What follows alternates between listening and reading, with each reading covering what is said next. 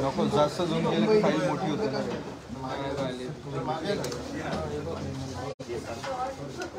इंगो ये कौन है? इंगो Mangal Prabhat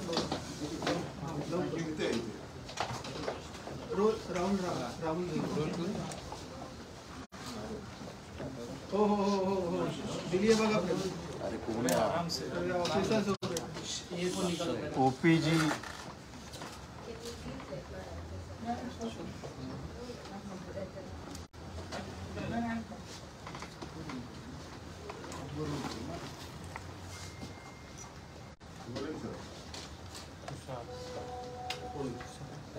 Yes, sir. Thank you. We are a delegation from Toronto, Canada, and we are in the Canada Chamber of Commerce.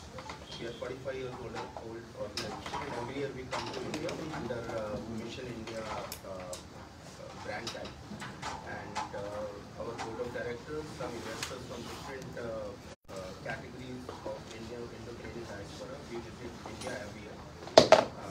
This year we started from Pravasi Bharati Divas. We started from Indore, then we are here in Mumbai, then we go to Bangalore, Hyderabad, and we commence in Delhi on 9th January. Now in Maharashtra we met Honorable Governor yesterday. Today Honorable Chief Minister. We had a meeting with Honorable Minister Mr. Lohra yesterday. A very aggressive discussion with senior bureaucracy, and we came to know the vision he has about Maharashtra and whatever Indo-Canadian diaspora setting outside can do for the home country, for our motherland. We are happy to do for our country. And on the same side, India is very aggressive economy worldwide. This is opportunity for Canadian diaspora as well to invest in India and take advantage of a much bigger market. In Maharashtra specifically, हम लोग तीन उसके ऊपर हम focus कर रहे हैं under the vision of Mr. Lodha, that skill development एक बड़ा category है जिसके ऊपर हम MOU साइन कर रहे हैं महाराष्ट्र गवर्नमेंट के साथ. दूसरा जो कैटेगरी है वो आंगनवाड़ी और महिला विकास का है, और तीसरा जो कैटेगरी है वो टूरिज्म से रिलेटेड है. तो तीनों कैटेगरीज में हम लोग MOU साइन कर रहे हैं. टूरिज्म में हम चाहते हैं वाटरफॉल्स के ऊपर काफ़ी काम हो. हमारी जो स्काई लाइन है काफ़ी बड़ी है, वो ऑनरेबल चीफ मिनिस्टर से भी डिस्कस हुआ, तो उसके ऊपर वी वांट एक huge investment under the leadership of honourable minister आए और हम लोग उसके लिए काम करें, एक अच्छा इन्वेस्टमेंट आए. और आंगनवाड़ी के लिए हम लोग बड़ा अच्छा वो एक सामाजिक कार्य है, and we would love to help. Though we are a business chamber, but every organization has its own social responsibility, ethical responsibility, and these kind of work will generate positive and learned skilled manpower from India. पूरे world को skilled man power की ज़रूरत है. हम लोग सबसे बड़ा country हैं, यहाँ पर कनाडा में हम लोग सप्लाई कर सकते हैं, इसीलिए तीसरी कैटेगरी जो स्किल डेवलपमेंट की है उससे रिलेट की गई है. और यहाँ पर हम स्किल डेवलपमेंट से रिलेटेड कोर्सेज कुछ रिक्वेस्ट की है महाराष्ट्र गवर्नमेंट को, मिनिस्टर साहब को, कि आप कुछ ऐसे कोर्सेज करवाएं जिसके लिए हम लोग वहाँ से भी हेल्प करेंगे कि आने वाले टाइम में कौन कौन से स्किल डेवलपमेंट की कनाडा में ज़रूरत है, ताकि वर्कफोर्स यहाँ से स्किल डेवलप करे और इमीडिएटली वहाँ पर उनको काम मिले वहाँ पर, और वहाँ अगर आना चाहें रहना चाहें तो उनको वहाँ आने के बाद कोई परेशानी ना हो. तो तीन कैटेगरी में हम लोग महाराष्ट्र गवर्नमेंट के साथ अपना कार्यक्रम आगे बढ़ा रहे हैं. उम्मीद है मुझे कि आदरणीय लोढ़ा साहब और महाराष्ट्र गवर्नमेंट के बाकी सब जो सीनियर ब्यूरोक्रेट्स हैं और पॉलिटिशियंस हैं, उनके विजन में ये सब अच्छा होगा. हमने सेम तरह का MOU यूपी के लिए भी साइन किया था, और वो कनाडा में साइन हुआ था आदरणीय सतीश महाना जी की अध्यक्षता में. हम लोग यूपी ग्लोबल समिट के लिए भी हम लोग डेलीगेशन लेके आ रहे हैं और एक इन्वेस्टमेंट ग्रुप वहाँ Indo Canada chamber of commerce को एक स्पेशल स्लॉट भी वो लोग अपॉइंट कर रहे हैं 10, 11, 12 फरवरी को जो यूपी ग्लोबल समिट होगा। सो ये सब हम चाहते हैं कि महाराष्ट्र में भी हम लोग जो है अपना योगदान दें और जितना भी महाराष्ट्र गवर्नमेंट से हमें गाइडेंस मिलता है, हेल्प मिलता है, उसको लेकर हम आगे बढ़ें।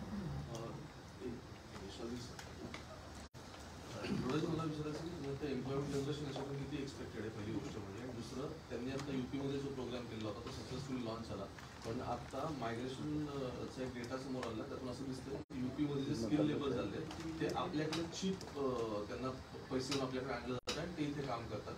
तर नक्की या सगळ्यासाठी काही कोऑर्डिनेशन असेल किंवा त्याचे काही स्ट्रॅटेजी प्लॅन आहेत का? आणि मी जसं म्हटलं की नक्की एम्प्लॉयमेंट जनरेशन यातून सगळ्यातून किती होईल? आपण आज सुरुवात केली आता ते म्हणजे ते सर्वजण भारतीय आहे म्हणून त्यांचे भारतामध्ये विशेष प्रेम आहे आणि त्यामध्ये नोंदी लोक महाराष्ट्रातून आहे पण महाराष्ट्रामध्ये पण त्यांचे विशेष प्रेम आहे म्हणून हा MOU आज त्यांचे इनिशिएटिव्ह केल्यानं आपण साईन केला. प्रथम वर्षी आपण अशी अपेक्षा करू शकतो की 5,000 लोकांना आपण तिथे रोजगार देऊ शकतो किंवा तिथून ते त्याने काम स्वरोजगार मिळू शकतो असा आपण प्रयत्न त्यांच्या सहायतासून करणार आहे. अंगणवाडी सेविकेच्या संदर्भात नेमकं कशा स्वरूपाचं युटिलायझेशन होणार आहे? कारण की ऑलरेडी ते मोठ्या प्रमाणामध्ये ते संख्या आहे. काल आपण निर्णय घेतला की तिथे अजून रिक्रुटमेंट भरताय. कशा स्वरूपाचं स्किल डेव्हलपमेंट त्यांना दिलं जाईल किंवा प्रशिक्षण कसल्या स्वरूपाचं असेल? आता जे MOU त्याने साईन केला आहे इंडो चेंबर ऑफ कनाडा त्यांची ते मोठी ऑर्गनायझेशन तिथली त्यांच्या असं मत आहे की ते स्वतः तिथे जे उभे आहेत ते स्वतः पण 1-1, 2-2 अंगणवाडी ॲडॉप्शनमध्ये घेत आहे आणि तिथे जे NGO आहे किंवा जे फाउंडेशन्स आहे त्यांच्या संपर्कात त्याने ते सांगणार आहे आणि त्यांची अशी अपेक्षा आणि आमची पण अपेक्षा आहे की आपण 100पेक्षा जास्त अंगणवाडी ह्या कनाडियनमध्ये जे इंडियन राहतात किंवा ते इंडियन फाउंडेशन्स आहे त्यांचे संपर्कातून आपण ते अंगणवाडी दत्तक घेईल. अंगणवाडी अडॉप्शनचा परवा कार्यक्रम पार पडला, पण तुम्ही जे आयुक्तांना पत्र लिहिलेलं होतं त्याच्यावर तुम्ही कंटेनरमध्ये अंगणवाडी करणार आहे जेणेकरून सॅनिटायझेशन आणि त्यांची शिक्षा होईल. तर BMCने त्याला नक्की काय आतापर्यंत रिस्पॉन्स दिला आहे, कसं तो पुढे जाईल? BMC 100 कंटेनर अंगणवाडी आपल्या एक 30 दिवसाच्या आत देणार आहे आणि त्याशिवाय मी त्यावेळी सांगितलं होतं की SRA कडे आपली 200 अंगणवाडी तयार झालेली आहे पण ते हँडओव्हर झाली नाही. आता ते 70 अंगणवाडी आपण हँडओव्हर केलेली आहे आणि शिल्लक राहिली 130 अंगणवाडी आपण हँडओव्हर करणार आहे.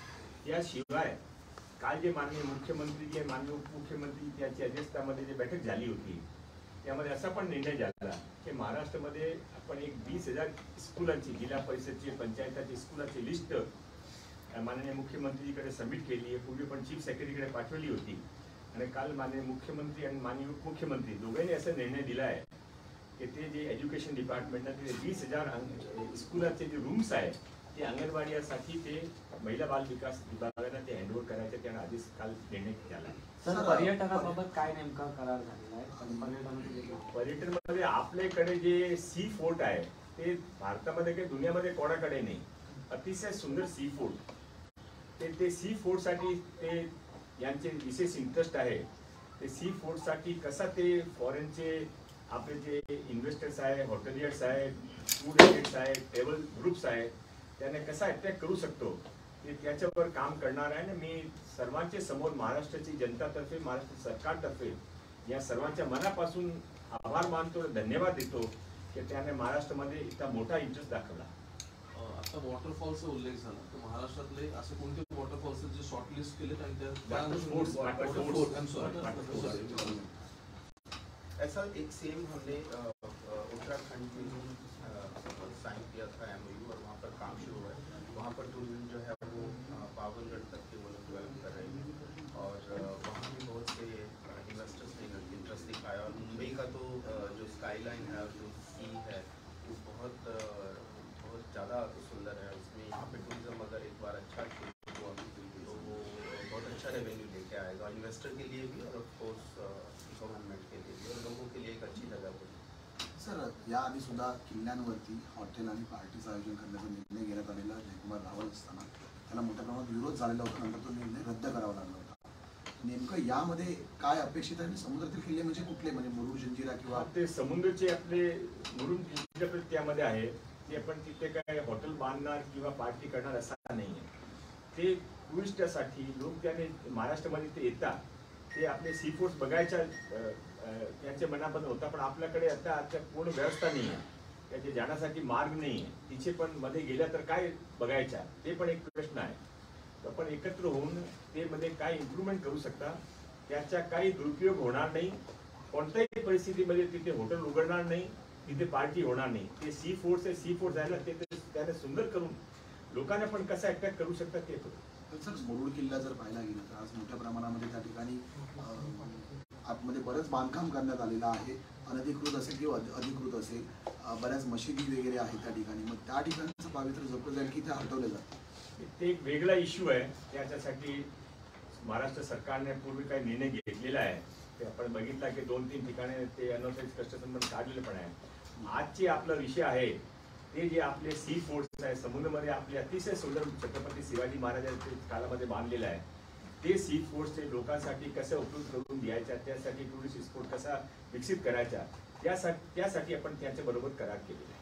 सी फूड्स बद्दल तुम्ही आता जो प्रपोजल ठेवलाय, आता ऑलरेडी तिथे असं दिसतं आपल्याला की बऱ्याच वर्षांपासून तिथे इकॉनॉमिक क्लस्टर तयार झालेला आहे. तिथे ऑलरेडी लोकांचा रोजगार वगैरे सगळ्या गोष्टी सुरू झाल्या. तर आता तुम्ही जे प्रपोज केले ते आता आहे त्याच्यापेक्षा वेगळं कसं असेल? ते त्याचे चालना मिळणार ना, ते रोजगार मिळाले. आपण आपल्याला माहिती आहे सर्वांना त्याचे आना जाण्याचा रस्ता कसा आहे, त्याच्या मध्ये काही नाही आहे, जास्त काही अट्रॅक्शन नाही आहे तिथे. पण ते सी फूडचे पूर्वी पण ते त्याचे एक इतिहास तिथे आपण एक गॅलरी उभी करावं लागेल. ते सर्व काही आपण करू नये. सुविधांसाठी आपली काही वेगळी संकल्पना असणार आहे का? ही सुविधासाठी सेंट्रल गव्हर्नमेंट आणि ESIC मिळून आपण पूर्वी पण सी फूडचं काम सुरू केलं आहे. मध्ये माझी एक आपलं माहित असेल आता मोठ्या प्रमाणात क्रुझेस जे आहेत ते आता मुंबईला यायला सुरुवात झाली.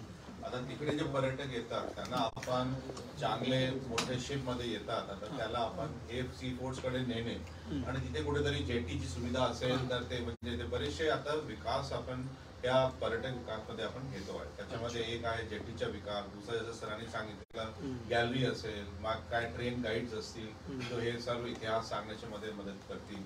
तर हे सर्व जे आपल्याला एक अनुभव पर्यटकांना द्यायचे त्या अनुषंगाने सुद्धा विकासात्मक बाबी आम्ही याच्यामध्ये करतो. पर्यटकांची आता संख्या किती आहे आणि किती याच्यानंतर वाढेल असं तुम्हाला वाटतं? यावर्षी कोविड नंतर आपण बघितलं असेल ते 9 आंतरराष्ट्रीय दर्जाचे क्रुझेस आपल्या मुंबईमध्ये हे आलेले आहेत. तो अपेक्षा अशी आहे की जवळपास 5,000 एक शिप मध्ये पर्यटक येतात. या अनुषंगाने आपल्याला त्या प्रकारची तयारी करावी लागेल हे पर्यटकांना त्या प्रकारचे अनुभव देण्याकरता. तो आपल्या जसं सरांनी सांगितलं की जे सी फूड्स आहे इतर कुठल्याही देशामध्ये नाही आहे, तर त्याच्या आपल्याला आता दाखवण्याच्या हिशोबाने आपण एक चांगला सी रूट मार्फत सुद्धा एक प्रयत्न चालू आहे. कालच माननीय मुख्य सचिवांनी पण बैठक घेतली ज्यामध्ये मुंबई पोर्ट ट्रस्ट, पोलीसचे अधिकारी होते, त्याच्यामध्ये आपले मुंबई मॅरिटाईम बोर्डचे लोक होते, बरेचसे क्रूज ऑपरेटर पण होते. तर त्यांची काय अडीअडचणी आहे तर हे सर्व आपण याच्यामध्ये करतो. पण निश्चित रूप से हे जो MOU होत आहे त्याच्यामध्ये मोठ्या प्रमाणात प्रायव्हेट इन्व्हेस्टमेंट सुद्धा आपल्या राज्यात आकर्षित होईल आणि जे काय आपल्याला इन्फ्रास्ट्रक्चर उभे करायचे आहे त्याच्यामध्ये पण मदत होईल. सर, एक बार हिंदी में जानना चाहेंगे सर, ये जो MOU साइन किए हैं, 3 MOU साइन किए हैं, इससे एम्प्लॉयमेंट कितना जनरेशन होगा? और स्पेसिफिकली बात करें तो जो टूरिज्म सेक्टर है वो काफ़ी वास्ट होता है, तो उस पर किस तरह से काम किया जाएगा? इसमें एम्प्लॉयमेंट नक्की जनरेट होगा, लोकल एम्प्लॉयमेंट होगा. जब टूरिस्ट आते हैं, एक टूरिस्ट 10 लोगों को रोजगार दिलवाता है और इसके लिए वहाँ पर अलग अलग तरह के रोजगार होंगे जिसमें ट्रेवल टूर के गाइड रहेंगे, टैक्सियाँ रहेंगी, होटल रहेंगी, शॉप्स रहेंगे, हर तरह का काम लोगों को मिलेगा. वो लोकल मिलेगा, वो लोगों को मिले, इसमें प्रधानता देंगे. और उससे भी ज़्यादा महत्वपूर्ण ये है कि हमारे दुनिया के सबसे सुंदर सी फूड्स हमारे पास में हैं और आज वो वहाँ पर लोग जा नहीं पाते हैं. वहाँ जाने के रास्ते में कितनी अड़चने हैं आपने को पता है. तो हम सब मिलकर वो सी फूड्स में लोग टूरिस्ट जाना चाहे वो जा सके और उसके बाद में किले में अंदर जाने के बाद में वो क्या देखें.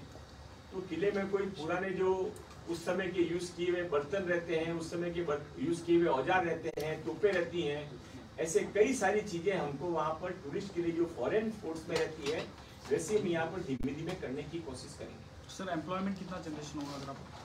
एम्प्लॉयमेंट इसमें हमारा टोटल जो एम्प्लॉयमेंट का था कि टूरिज्म डिपार्टमेंट के माध्यम से इस एक साल में हम कुल मिलाकर 1 लाख लोगों को रोजगार देना चाहते थे.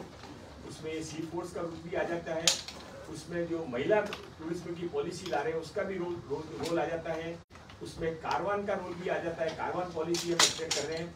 इसके अलावा हमारे सारे एमटीडीसी के रिजॉर्ट्स हैं उनको हम रिनोवेट कर रहे हैं।